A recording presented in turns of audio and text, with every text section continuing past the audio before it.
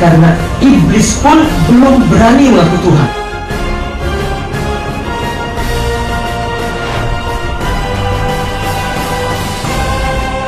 Assalamualaikum warahmatullahi wabarakatuh. Waalaikumsalam warahmatullahi wabarakatuh. Alhamdulillah, wassalatu wassalamu ala rasulillah wa ala alihi wa sahbihi wa mawala. Asyhadu an la ilaha illallah wahdahu la syarika lah, wa asyhadu anna Muhammadan abduhu wa rasuluh.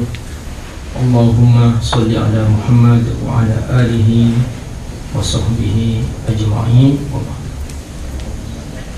Bapak Ibu jemaah salat zuhur rahimakumullah, pada siang ini kita akan melanjutkan kajian tafsir surah Al-Haqqah yang pada pertemuan lalu kita sudah selesai sampai ayat ke-9, dan kita akan membahas pada hari ini ayat yang ke-10 dan sudahnya.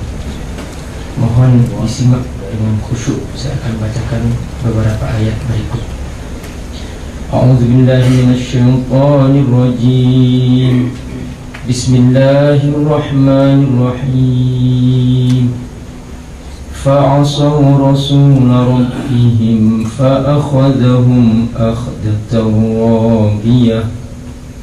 Inna lamma taghal ma'u hamalnakum fil jariyah linaj'alaha lakum tadhkiratan wa ta'iyaha udhunun wa'iyah. فإذا نفخ في الصور نفخة واحدة وحملت الأرض والجبال فدكتا دكة واحدة فيومئذ وقعت الواقعة وانشقت السماء فهي يومئذ واهية والملك على أرجائها ويحمل عرش ربك فوقهم يومئذ ثمانية يومئذ تعرضون لا تخفى منكم خافية. Astagfirullahaladzim. Fa'asaw, maka mereka berbuat maksiat, Rasulullah Rabbihim, utusan Tuhan mereka. Fa'akhadhahum, maka Allah segera mengadab mereka, akhdatan rabiyah, dengan adab yang pedih. Ayat ini masih berkaitan dengan ayat sebelumnya, yaitu tentang Fir'aun dan pengikutnya. Disebut waja'a Fir'aun wa man qablahu. Juga kisah tentang kaum Lut, disebut al-mu'tafikat wal mu'tafikat bil khati'ah. Kaum Fir'aun seperti juga kaum Lut, mereka telah berbuat salah. Fa'asaw Rasulullah Rabbih, perbuatan salah itu dibuktikan dengan perbuatan maksiat terhadap Rasul yang Allah utus. Tabiat maksiat kepada Allah Subhanahu wa ta'ala akan selalu diikuti dengan azab, dan biasanya azab Allah Subhanahu wa ta'ala ada yang langsung dan ada yang ditunda. Kalau langsung, maka Allah Subhanahu wa ta'ala segera memberikan azab tersebut di dunia. Tapi di akhirat mereka akan diazab dengan azab yang lebih pedih. Tapi ada yang ditunda oleh Allah Subhanahu wa ta'ala. Mereka diberi kesenangan-kesenangan, kemudahan-kemudahan. Itu namanya istidraj. Kata Allah, sanastadrijuhum min haitsu la ya'lamun. Sanastadrijuhum min haitsu la ya'lamun. Dan kami akan mengistidraj mereka. Istidraj artinya mengulur. Diulur, diulur, diulur. Min haitsu la ya'lamun, dengan tanpa mereka mengetahui. Kata la ya'lamun di sini ada dua makna. La ya'lamuna annahum mustadrajun, mereka tidak tahu bahwa mereka diistidraj, sehingga mereka merasa benar, merasa dirinya tidak bersalah, dan semakin terlena dengan dosa-dosa.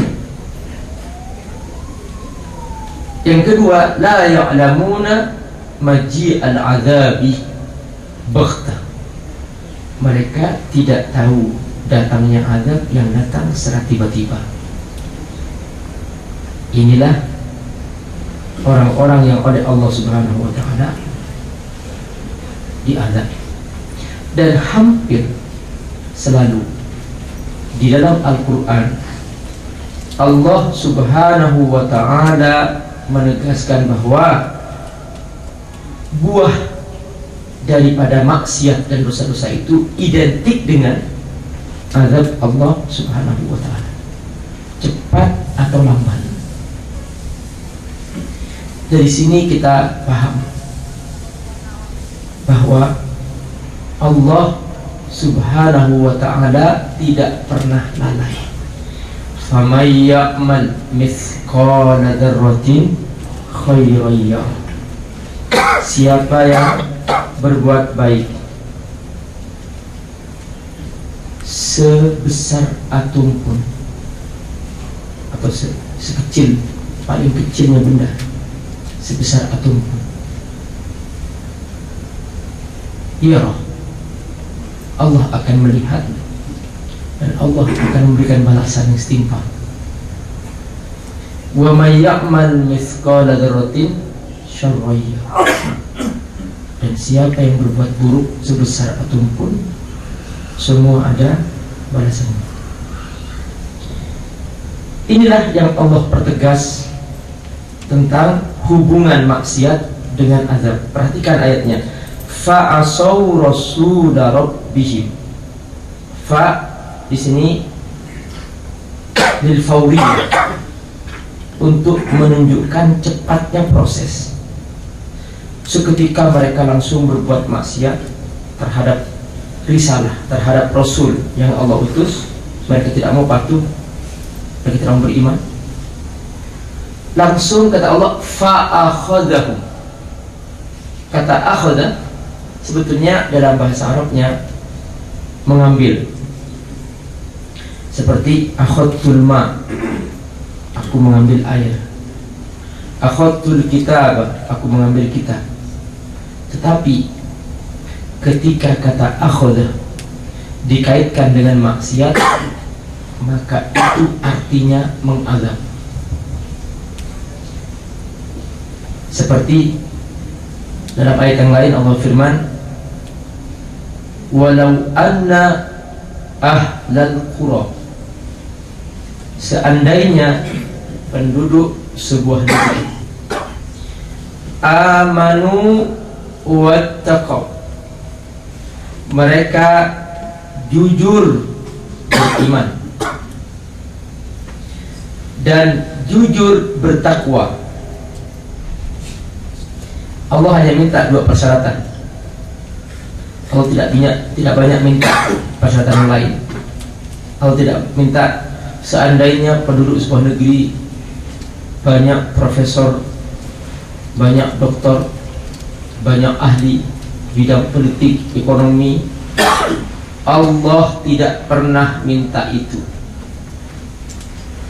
Allah hanya minta amanu wattaqaw. Mereka jujur beriman dan mereka jujur bertakwa. Kata Allah, la fatahna alaihim barakatim minas sama'i wal ardh. Lamut taukid, lam penegasan yang menunjukkan bahwa pasti dan pasti Allah akan membuka pintu keberkahan di langit dan di bumi. Di sini Bapak Ibu rahimahullah, kita baru paham urgensi keberkahan, bahwa yang paling penting dalam hidup kita adalah berkah, bukan banyak. Ada seseorang penghasilannya tidak banyak, tapi hidupnya berkah. Dia bahagia, dia sempat bersama istrinya, bersama anaknya, untuk bertemu selalu dalam kesempatan-kesempatan yang indah bersama Allah Subhanahu wa Ta'ala dan ibadah dan sebagainya. Dia sempat bersama sahabat-sahabatnya, dia sempat menjenguk orang sakit, dia sempat, subhanallah, sedikit berkah. Ada orang yang banyak hartanya tapi tidak berkah. Makanya Allah tidak berbicara tentang banyak atau sedikit.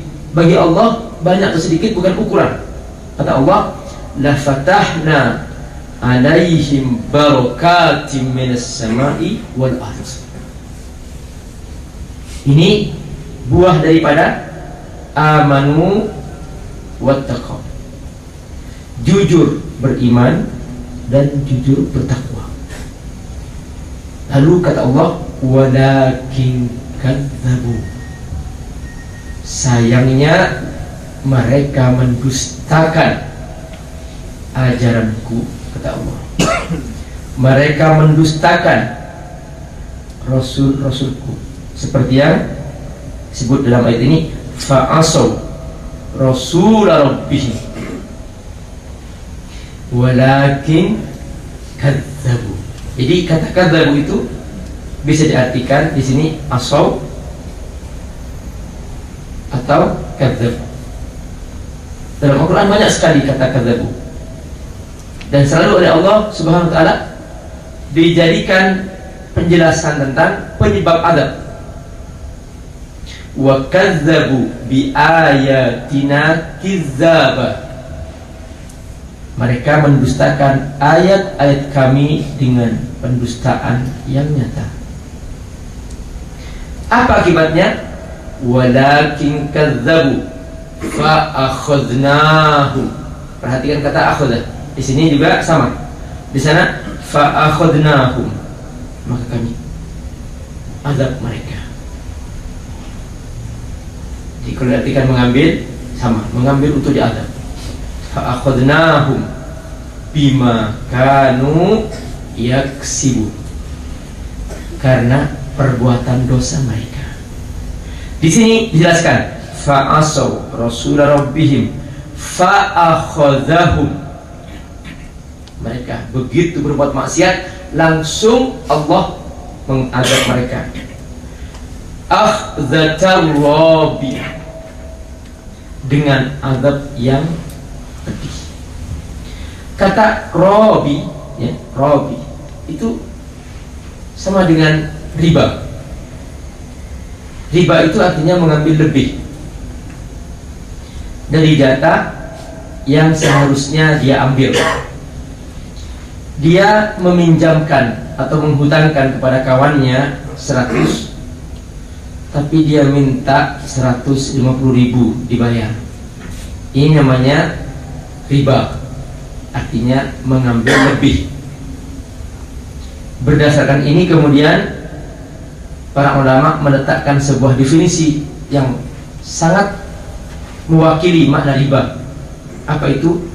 Kullu qardin jarra naf'an fahuwa riba. Setiap hutang piutang membawa manfaat, maka itu riba. Baik itu diucapkan atau tidak. Ketika sudah menjadi sebuah kebiasaan, sehingga orang yang hutang kebiasaannya mengasih lebih dan itu dijadikan mata pencaharian, hutang piutang, dan dengannya dia dapat lebih, maka itu riba.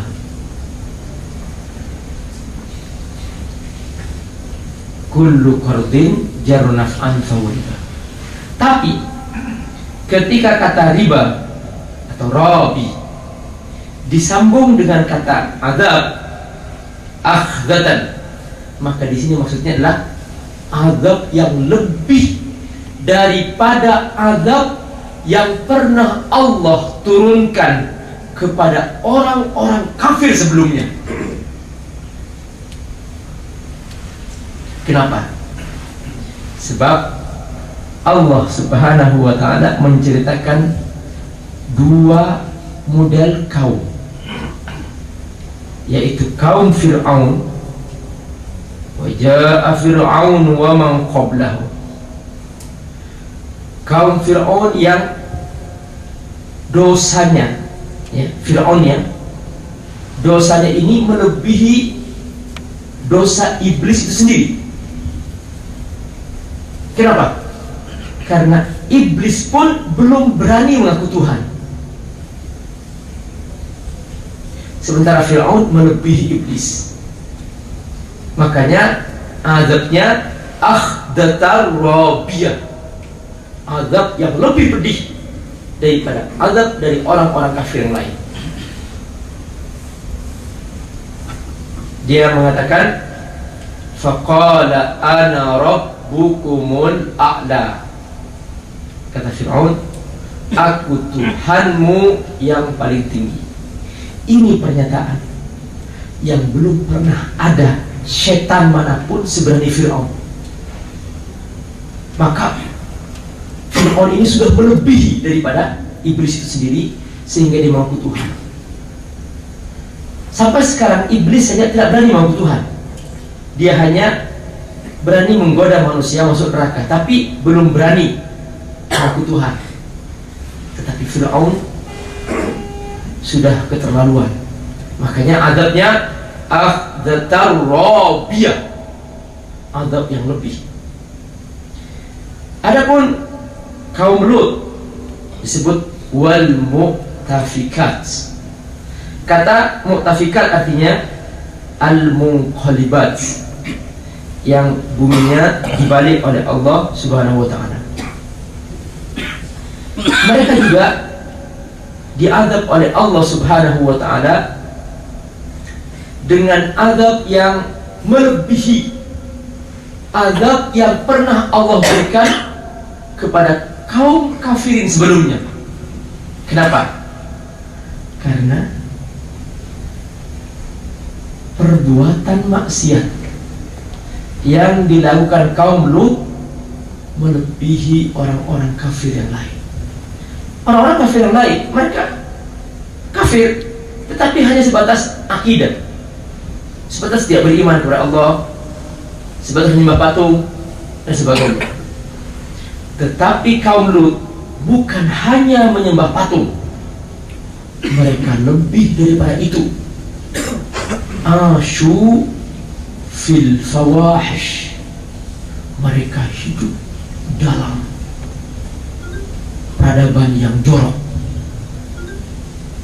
al-fahisha, yang perbuatannya melebihi binatang. Belum pernah ada binatang melakukan seperti itu.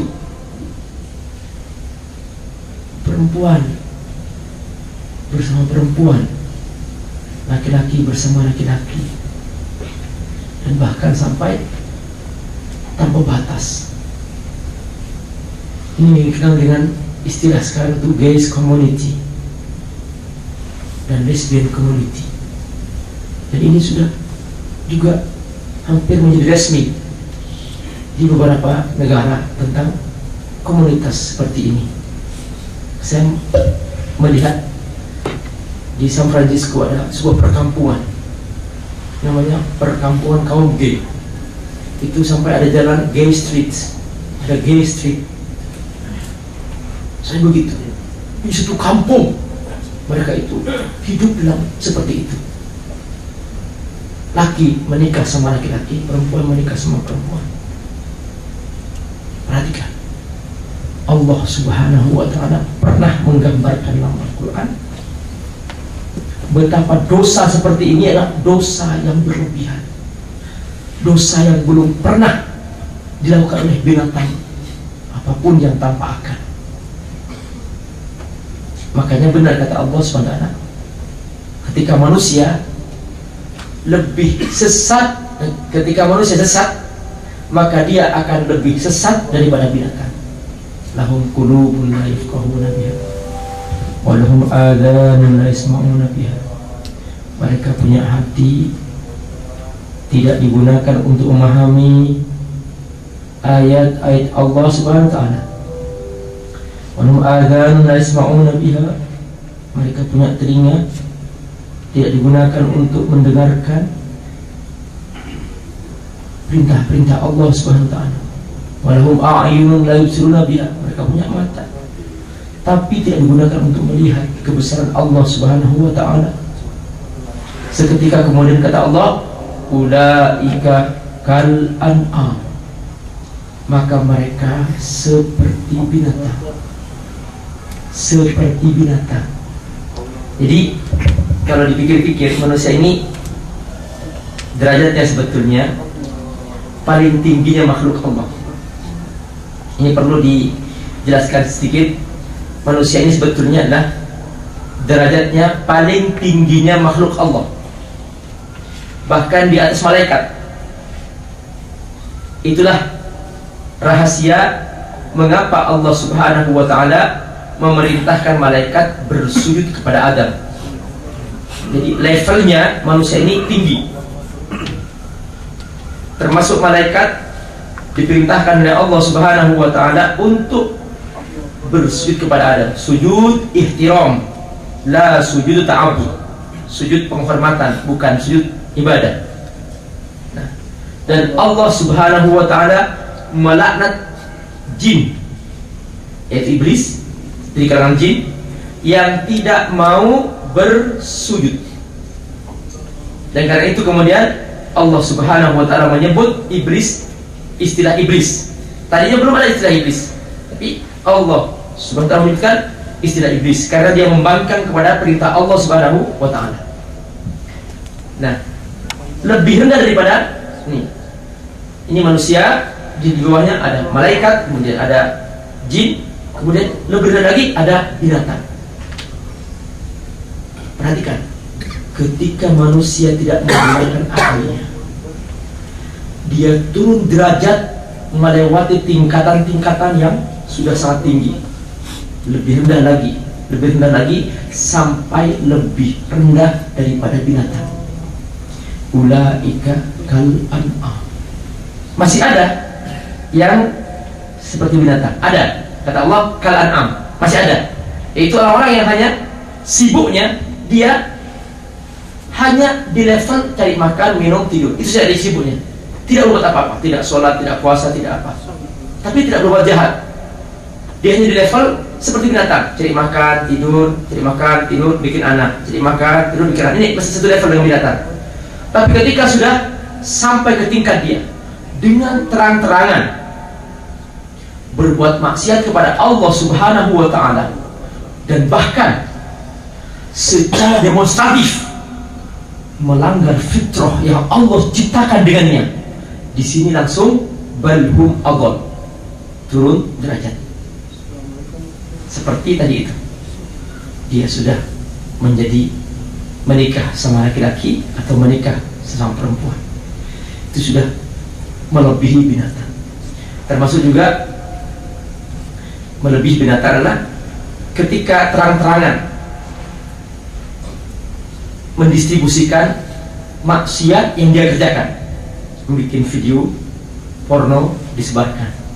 Itu belum pernah ada sapi atau kambing bikin seperti itu, sekalipun sapi dan kambing tidak pernah pakai pakaian, tapi tidak pernah bikin majalah porno, tidak pernah. Tapi manusia sudah mulai turun derajat dengan cara seperti itu.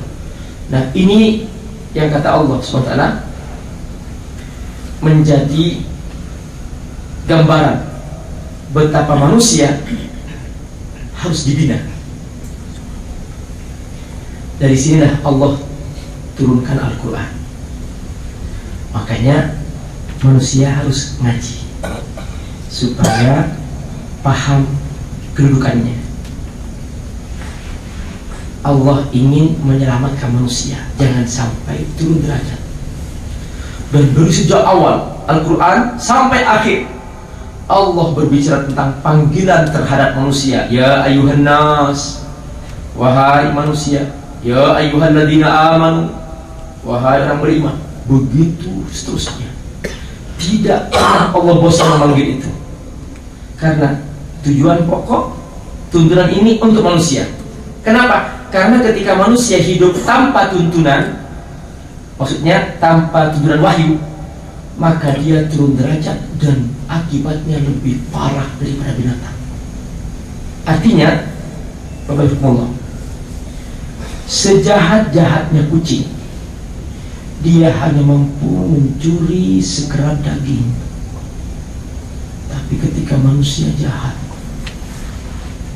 dia membobol tembok, berapa kilo emas gram dibawa. Belum pernah ada kucing mencuri emas. Coba, dia bisa membobol tembok. Kucing kalau sudah ditutup pintu itu nggak masuk. Ini sudah dikunci, dibongkar. Itu manusia. Makanya manusia harus ngaji, harus tahu diri akan posisi dirinya. Caranya ngaji. Dan Allah turunkan Al-Quran untuk pedoman.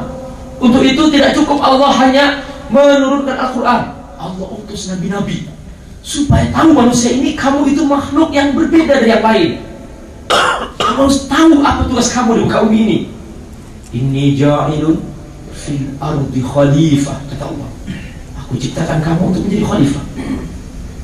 Nah, ketika manusia tidak berperan sebagai wakil Allah di bumi untuk menjalankan perintah-perintah Allah Subhanahu wa taala, khalifah, maka disinilah manusia begitu luar biasa dahsyatnya dalam berbuat maksiat. Harimau, sekejam adalah harimau. Ketika dia makan mangsanya, dia tidak banyak membunuh, hanya membunuh satu. Saat itu dia pergi. Nanti besok lagi mungkin karena kelaparan membunuh lagi mangsanya. Tapi ketika manusia bejat, perhatikan berapa ribu nyawa dibunuh hanya karena satu demonstrasi, dibunuh habis-habisan. Sampai ribuan mereka mati. Seperti itu. Kadang dilepaskan peluru dari udara, sampai sekali lepas ratusan ribuan manusia mati seketika. Binatang belum pernah mampu melakukan seperti itu. Manusia harus segera kembali ke fitrahnya. Ketika dibiarkan manusia hidup di alam rimba, dan ketika dia menggunakan emosi-emosi kebinatangannya, maka dia jauh lebih keras daripada binatang. Maka Allah SWT menurunkan Al-Quran dalam rangka ini. Manusia harus ngaji, harus belajar, harus bersungguh-sungguh menjalankan ini. Memang mengaji itu tidak enak, mengaji itu tidak menarik. Kenapa? Karena manusia cenderung mencintai hal-hal yang nampak-nampak, yang konkret-konkret. Maka ketika namanya pahala tidak kelihatan, namanya surga tidak kelihatan, maka orang tertarik untuk mengejar itu. Namun itulah sebetulnya kebahagiaan abadi. Bapak Ibu rahimahullah, terus terang, sudah terlalu banyak orang yang menyesal karena dosa-dosa. Sudah terlalu banyak orang yang menyesali atas dosa-dosa. Dia datang menangis, Pak Ustadz bimbing aku. Aku siap Pak Ustadz bertobat. Aku sudah melakukan semua dosa. tapi ternyata semua itu tidak menambah aku bahagia. Aku ingin tobat. Orang seperti ini sudah begitu banyak contohnya, yang berkali-kali mereka datang dan banyak jumlahnya. Artinya, sudahlah, jangan coba-coba dosa. Tidak ada dosa yang memberikan kebahagiaan. Setiap dosa pasti akan memberikan penderitaan. Inilah makna ayat fa'asaw rasul rabbihim fa'akhadahum akhadatan rabbiyah. Bapak-ibu, dalam beberapa ayat saya ingin bacakan tentang umat-umat terdahulu yang pernah Allah SWT ceritakan tentang Adam. Contohnya dalam surah Shad, surah nomor 38 ayat 14. Allah firman,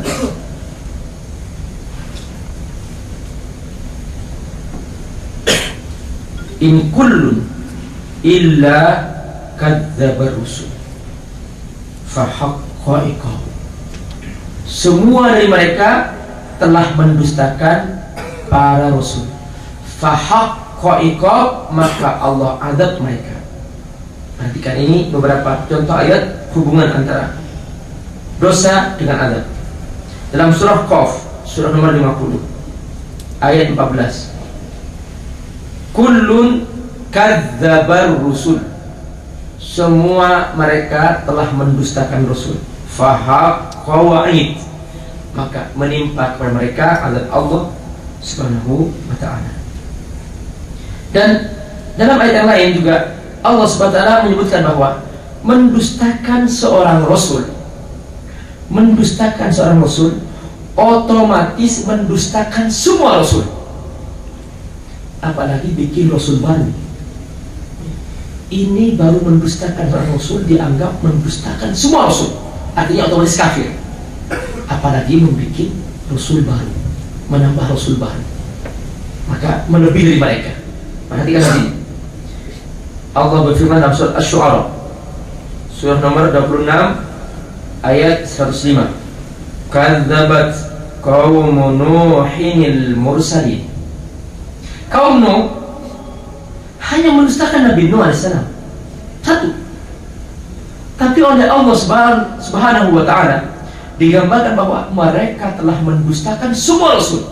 Kadzabat qaumu Nuhinil mursalin, mereka telah mendustakan semua rasul.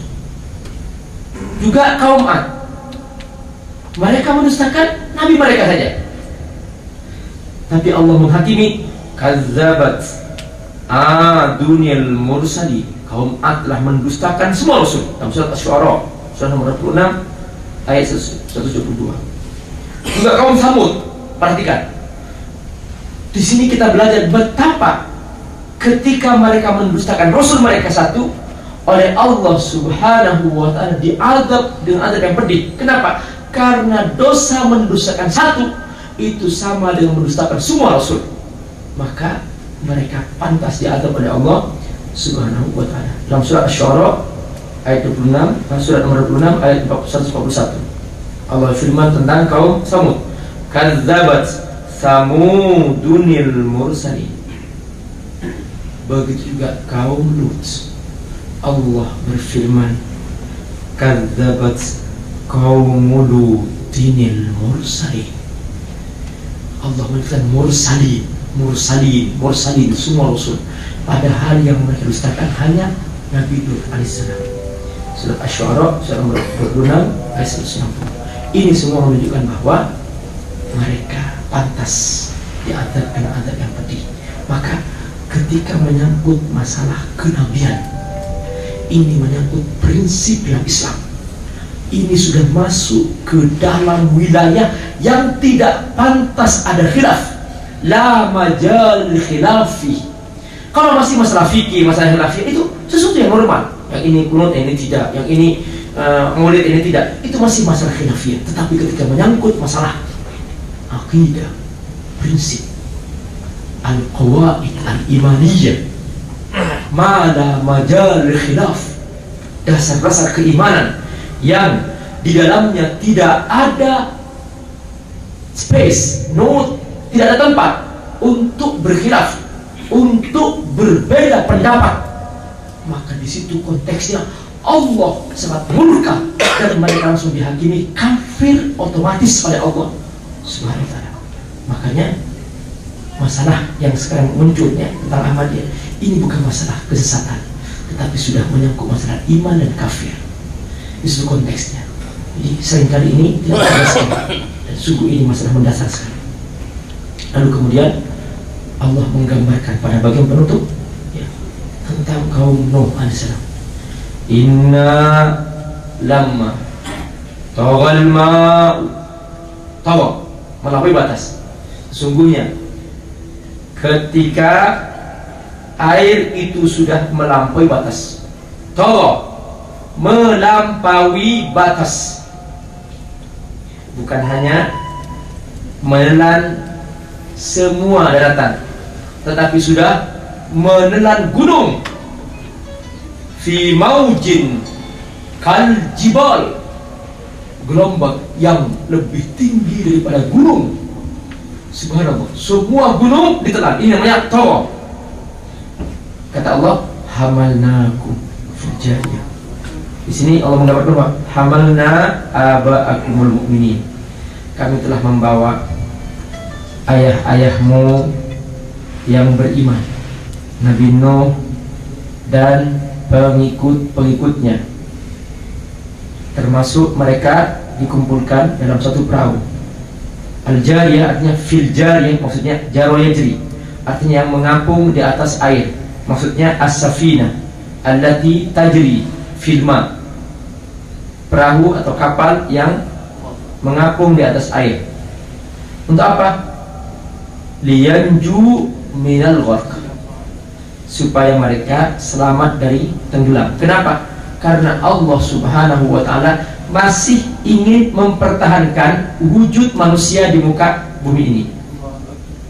Makanya semua manusia selain yang ikut perahu Nabi Nuh pada waktu itu semuanya tenggelam dan mati dan musnah, kecuali yang ikut perahu Nabi Nuh.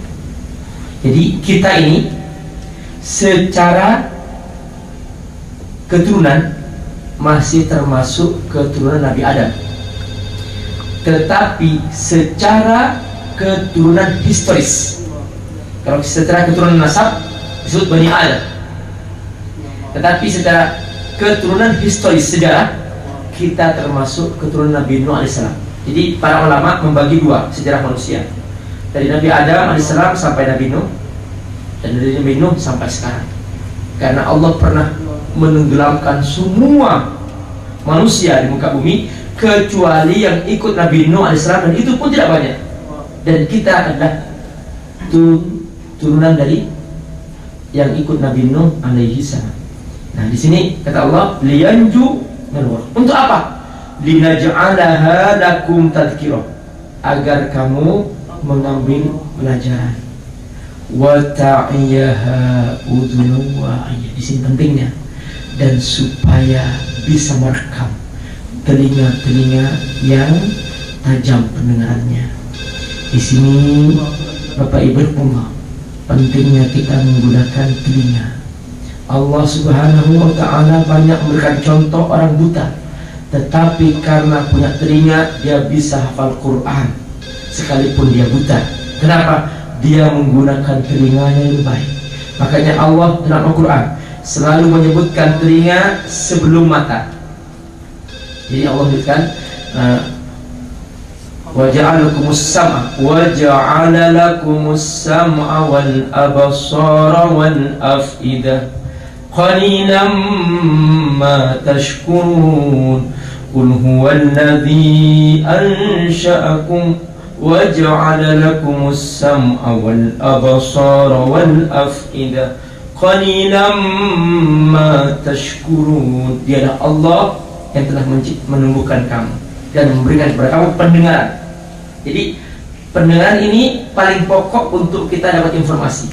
Kenapa? Karena ketika seseorang tidak bisa mendengar, maka dia pasti tuli. Ketika tuli, dia tidak dapat informasi.